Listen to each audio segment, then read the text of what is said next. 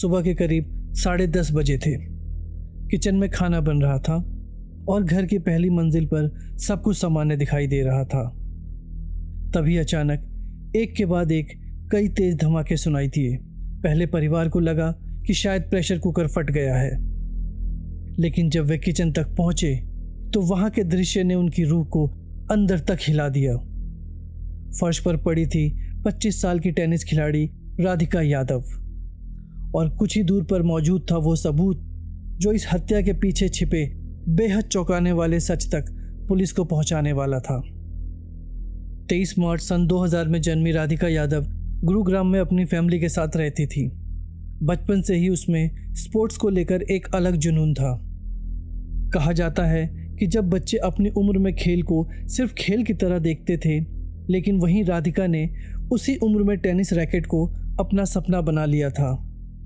राधिका यादव ने गुरुग्राम के Scottish high international school से पढ़ाई की थी और 3rd क्लास से ही उसने टेनिस खेलना शुरू कर दिया था। धीरे धीरे प्रैक्टिस बढ़ी, टूर्नामेंट शुरू हुए और टेनिस कोर्ट का उसका कॉन्फिडेंस दिखने लगा।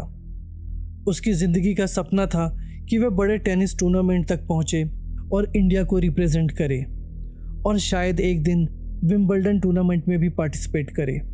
राधिका ने कई जूनियर और स्टेट लेवल टूर्नामेंट में हिस्सा लिया। रिपोर्ट्स के मुताबिक वह नेशनल और इंटरनेशनल जूनियर सर्किट तक भी पहुंची। उसके नाम से AITA रैंकिंग्स और ITF लेवल पार्टिसिपेशन की बातें सामने आई। लेकिन हर एथलीट की जर्नी सीधी नहीं होती। कभी इंजरी, कभी प्रेशर, कभी फैमिली एक्सपेक्टेशन और कभी सोसाइटी की नज़रें। राधिका की ज़िंदगी में भी एक ऐसा मोड़ आया जिसने उसे प्लेयर से कोच बनने की तरफ ढकेल दिया। राधिका के टेनिस करियर में उसकी शोल्डर इंजरी की वजह से नेगेटिव इम्पैक्ट आया और इसी कारण उसका प्रोफेशनल टूर्नामेंट खेलना कम हो गया था। लेकिन उसने हार नहीं मानी और ना ही टेनिस से उसका रिश्ता ख़त्म हुआ। उसने टेनिस कोचिंग शुरू की। उसने टेनिस कोर्ट रेंट पर लेकर बच्चों को टेनिस की कोचिंग देना शुरू किया। यानी टेनिस उसके लिए सिर्फ करियर नहीं था, वह उसकी आइडेंटिटी थी। लेकिन यहीं से घर के अंदर टेंशन बढ़ने लगी। रिपोर्ट्स के मुताबिक उसके फादर दीपक यादव को यह बात पसंद नहीं थी कि राधिका कोचिंग करे, बाहर जाए, स्टूडेंट से मिले, सोशल मीडिया पर एक्टिव रहे और अपनी ज़िंदगी अपने तरीके से जिए। यहाँ से कहानी एक बेटी के सपने से निकलकर एक घर की बंद दीवारों के अंदर पहुँच जाती है, जहाँ एक तरफ थी राधिका की फ्रीडम और दूसरी तरफ था कंट्रोल। रिपोर्ट्स के मुताबिक राधिका ने अपने दोस्तों से कहा था कि वह अपने ही घर में प्रिजनर यानी कैदी की तरह फील करती है। उसके बाहर जाने पर रिस्ट्रिक्शंस थी, कोचिंग पर जाने पर भी उस पर निगरानी रखी जाती थी। कपड़े, मेकअप, सोशल मीडिया फॉलोअर्स, इन सब पर भी फैमिली ऑब्जेक्शन करते थे। एक टेनिस प्लेयर के लिए शॉर्ट कपड़े पहनना बिल्कुल नॉर्मल बात थी, लेकिन रिपोर्ट्स में दावा किया गया कि उसे इस बात को लेकर भी टोका जाता था। सोचिए, जिस खेल में एक लड़की ने अपना बचपन, मेहनत और आइडेंटिटी लगा दी, उसी खेल की बेसिक ज़रूरतों पर भी उसके घर में सवाल उठने लगे थे। और यही वह जगह है जहां यह केस सिर्फ एक मर्डर केस नहीं रह जाता। यह केस बन जाता है कंट्रोल, ईगो, पैट्रियार्की और सोसाइटी के उस प्रेशर की कहानी, जहां बेटी की सक्सेस भी कुछ लोगों को इंसल्ट लगने लगती है। राधिका बाहर टेनिस कोर्ट पर जीत के लिए लड़ रही थी अपने ओपोनेंट से, और घर के अंदर फ्रीडम के लिए लड़ रही थी अपने परिवार से। मीडिया रिपोर्ट्स और स्थानीय लोगों के अनुसार राधिका यादव एक अमीर परिवार से थी। उसके पिता दीपक यादव अपने भाई और बेटे के साथ रियल एस्टेट और किराए की संपत्तियों के कारोबार से जुड़े हुए थे, और उनकी महीने की आमदनी 10 से 15 लाख रुपए के बीच थी। राधिका यादव के शुरुआती टेनिस करियर को आगे बढ़ाने में उसके पिता दीपक यादव ने कड़ी मेहनत की। उन्होंने एक अच्छे पिता होने के नाते वह सारी जिम्मेदारियां उठाई जो आमतौर पर एक पिता अपने बच्चों के लिए उठाता है। रिपोर्ट्स के हिसाब से उन्होंने उसकी ट्रेनिंग पर करीब 2.5 करोड़ रुपए खर्च किए थे, लेकिन कुछ समय पहले से उन्होंने अपनी बेटी को सपोर्ट करना बंद कर दिया था, क्योंकि राधिका अब प्रोफेशनल टेनिस कम खेल रही थी और अपनी इंजरी के चलते उसका फोकस ट्रेनिंग की तरफ ज़्यादा शिफ्ट हो गया था। दरअसल उसके पिता नहीं चाहते थे कि राधिका ट्रेनिंग दे। तब राधिका ने उन्हें समझाने की कोशिश की थी। उसका कहना था कि आपने मेरी ट्रेनिंग पे इतना पैसा लगाया है, इसलिए वह अपने टेनिस के एक्सपीरियंस और टैलेंट का इस्तेमाल युवा खिलाड़ियों को ट्रेन करने में करना चाहती थी। असल में जब राधिका के पिता वजीराबाद गांव में दूध लेने जाते थे, तब वहां के लोग बात बात में उनको ये ताना मारते थे कि तू अपनी बेटी की कमाई खाता है। और जब ये बात बार बार उनके सामने दोहराई जाने लगी, तब इस बात ने उनको बहुत परेशान किया और ये बात उनके मन में बैठ गई कि दुनिया को लगता है कि वह अपनी बेटी की कमाई पर जिंदा है। समय बीता। अब राधिका टेनिस के साथ साथ और दूसरे करियर ऑप्शंस में भी अपना इंटरेस्ट दिखा रही थी। राधिका यादव फिल्मी दुनिया में भी काम करना चाहती थी और इस दिशा में उसे पहला मौका दिल्ली में टेनिस प्रीमियर लीग की टीम पंजाब टाइगर्स के प्लेयर सिलेक्शन ट्रायल्स के दौरान मिला। इनामुल हक उस टीम की क्रिएटिव यूनिट के साथ खिलाड़ियों का प्रमोशनल कंटेंट तैयार कर रहा था। इनामुल के अनुसार राधिका ने उसकी टीम के एक सदस्य से कहा था कि वो एडवर्टीजमेंट और म्यूज़िक वीडियो में काम करना चाहती है।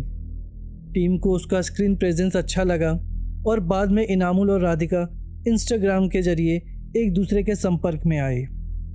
जब कारवां म्यूज़िक वीडियो की कास्टिंग शुरू हुई तो इनामुल ने फीमेल लीड के लिए राधिका और कुछ अन्य कलाकारों की प्रोफाइल प्रोड्यूसर के साथ शेयर की।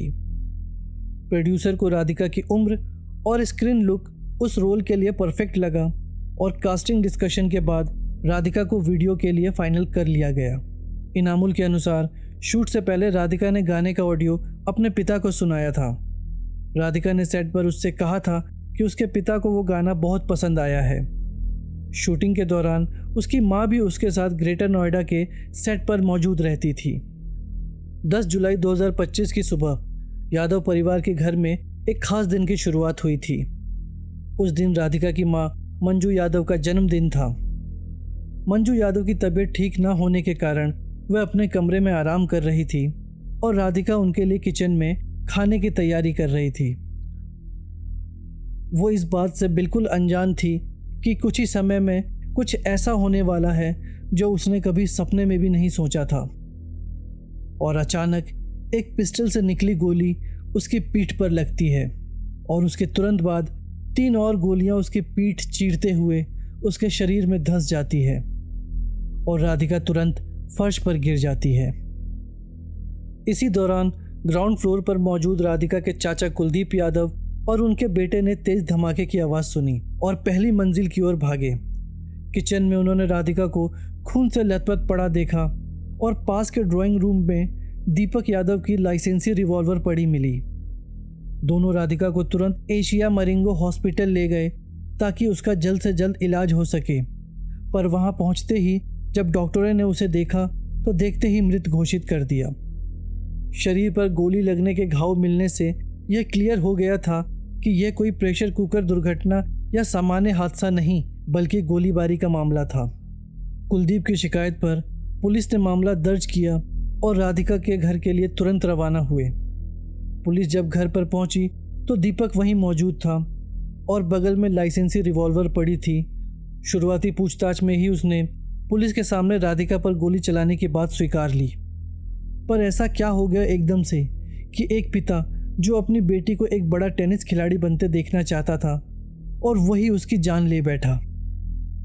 दरअसल घटना से लगभग 2 सप्ताह पहले ही राधिका और उसके पिता दीपक यादव के रिश्ते में तनाव बढ़ना शुरू हो गया था। दीपक लगातार राधिका पर दबाव डाल रहा था कि वह बच्चों को टेनिस की ट्रेनिंग देना बंद कर दे। पुलिस के अनुसार उसने राधिका से यहाँ तक कहा था कि कोचिंग बंद करने पर उसे जो भी आर्थिक नुकसान होगा वह खुद उसकी भरपाई कर देगा। लेकिन राधिका ने ट्रेनिंग बंद करने के सुझाव को मानने से मना कर दिया क्योंकि राधिका के लिए टेनिस केवल आय का साधन नहीं था। चोट के बाद कंपटीशन खेल से दूरी बनाने के बावजूद वह अपने एक्सपीरियंस का इस्तेमाल नए खिलाड़ियों को ट्रेनिंग देके करना चाहती थी। धीरे धीरे समय के साथ बाप बेटी के रिश्ते में दूरियां बढ़नी शुरू हो गई थी। पुलिस अधिकारियों के अनुसार हत्या से करीब 3 दिन पहले पिता और बेटी के बीच एक तीखी बहस हुई थी। इस बहस में दीपक ने धमकी दी थी कि अगर राधिका ने उसकी बात नहीं मानी तो वो या तो खुद को गोली मार लेगा या फिर उसको गोली मार देगा। यह केवल सामान्य नाराजगी नहीं थी, यह पहली बार था जब इस परिवार विवाद के बीच जान लेने की स्पष्ट धमकी सामने आई थी। इसके बावजूद राधिका ने ट्रेनिंग देना बंद नहीं किया। बाद में पुलिस की चार्जशीट में दावा किया गया कि दीपक हत्या से पहले लगातार 2 रातों तक ठीक से सो नहीं पाया था। वह बार बार बेटी की कमाई खाने वाले ताने के बारे में सोच रहा था। उसका कहना था कि लोग उसे बेटी की कमाई पर निर्भर रहने का ताना और राधिका के कैरेक्टर पर सवाल उठाते जो उससे बिल्कुल बर्दाश्त नहीं थे। लेकिन जांच के दौरान दीपक उन लोगों के नाम नहीं बता पाया जिन्होंने उससे ऐसी बातें कही थी। पुलिस ने गांव के 20 से ज्यादा लोगों से पूछताछ की, पर किसी ने ऐसी बातचीत होने को नहीं स्वीकारा। पुलिस का आरोप है कि दीपक ने इन तानों और अपनी रेपुटेशन की साख को बचाने के लिए उसने ऐसा फैसला लिया था कि अब वो अपनी बेटी की हत्या कर देगा। चार्जशीट में एक और महत्वपूर्ण बात दर्ज की गई। पुलिस के अनुसार दीपक ने गोली चलाने से पहले अपनी लाइसेंसी रिवॉल्वर से निशाने लगाने की प्रैक्टिस की थी। उसने घटना वाले दिन यानी 10 जुलाई की सुबह भी हथियार से एम करने की प्रैक्टिस की थी। उस सुबह उसने अपने बेटे को दूध लेने के लिए बाहर भेज दिया, जबकि आमतौर पर दूध लेने दीपक खुद जाया करता था। पुलिस ने इसे हत्या की तैयारी का हिस्सा माना। पहली मंजिल पर अब राधिका, उसकी मां मंजू और दीपक मौजूद थे। मंजू बुखार के कारण अपने कमरे में आराम कर रही थी। राधिका किचन में खाना बना रही थी। सुबह करीब 10:30 बजे दीपक अपनी रिवॉल्वर लेकर किचन के पास पहुंचा और उसने राधिका का पीछे से 4 गोलियां चलाई। इस पूरी टाइमलाइन को देखने पर पुलिस ने यह निष्कर्ष निकाला कि घटना अचानक कुछ सेकंड के गुस्से में नहीं हुई थी। 2 सप्ताह से बढ़ता दबाव, 3 दिन पहले दी गई जानलेवा धमकी, 2 रातों की बेचैनी, हथियार से निशाना लगाने की प्रैक्टिस और घटना वाले दिन बेटे को बाहर भेजना, ये सभी बातें पुलिस के अनुसार पहले से बनाई गई योजना की ओर इशारा करती थी। दीपक ने अपनी बेटी की हत्या का प्लान एक दिन में नहीं किया था, बल्कि वह विचार कई दिनों से उसके बढ़ते तनाव, आक्रोश और अनियंत्रण की सोच के बीच धीरे धीरे तैयार हो रहा था। और 10 जुलाई की सुबह उसने एक 25 साल की बेटी की जिंदगी समाप्त कर दी। राधिका यादव की हत्या के अगले ही दिन इस केस में एक नया और बेहद विवादित एंगल सामने आया। सोशल मीडिया पर राधिका का लगभग 1 साल पुराना म्यूजिक वीडियो कारवां तेजी से वायरल होने लगा। इस वीडियो में राधिका सिंगर और एक्टर इनामुल हक के साथ एक प्रेम कहानी के कैरेक्टर में दिखाई दे रही थी। वीडियो में मौजूद सीन्स को देखकर कई लोगों ने मान लिया कि स्क्रीन पर दिखाई गई कहानी राधिका यादव की रियल कहानी से जुड़ी हुई थी। इसके बाद सोशल मीडिया पर राधिका और इनामुल हक के बीच लव अफेयर की बात फैलने लगी। इनामुल का नाम और धार्मिक पहचान सामने आते ही कुछ लोगों ने बिना किसी प्रूफ के इस मामले को हिंदू मुस्लिम विवाद और लव जिहाद से जोड़ना शुरू कर दिया। जब इस विषय में इनामुल हक से पूछा गया तब उसने बताया कि उसका और राधिका का संबंध केवल प्रोफेशनल था। वे राधिका से केवल 2 बार मिला था, पहली बार टेनिस प्रोग्राम में और दूसरी बार म्यूजिक वीडियो शूट पर। इसके बावजूद हत्या के तुरंत बाद कुछ जांच एजेंसियों की रिपोर्ट में दावा किया गया कि दीपक यादव ने बाद में इस वीडियो पर आपत्ति जताई थी और राधिका से इसे अपने सोशल मीडिया अकाउंट से हटाने को कहा था, और ये भी एक कारण बना था उसकी हत्या करने का। यानी प्रेम संबंध और लव जिहाद वाला पूरा एंगल प्रमाणों से नहीं बल्कि एक रोमांटिक म्यूजिक वीडियो और को एक्टर की धार्मिक पहचान और सोशल मीडिया पर फैली अटकलों से पैदा हुआ था। राधिका और इनामुल ने पर्दे पर प्रेमी प्रेमिका का किरदार निभाया था, लेकिन जांच में ऐसा कोई प्रूफ नहीं मिला कि पर्दे की यह कहानी उनकी रियल लाइफ का हिस्सा थी। राधिका यादव की हत्या के तुरंत बाद पुलिस ने उसके पिता दीपक यादव को घर से गिरफ्तार कर लिया था। गिरफ्तारी के बाद दीपक को 1 दिन की पुलिस रिमांड पर भेजा गया और फिर अदालत ने उसे न्यायिक हिरासत में भेज दिया। जुलाई 2025 में उसे गुरुग्राम की भोंडसी जेल में रखा गया था। पुलिस के अनुसार पूछताछ में दीपक ने राधिका पर गोली चलाने की बात स्वीकार कर ली थी। घटना के बाद दीपक के भाई ने यह दावा किया कि दीपक ने उससे कहा था कि भाई, मैंने कन्या वध कर दिया है, मुझे मार दो।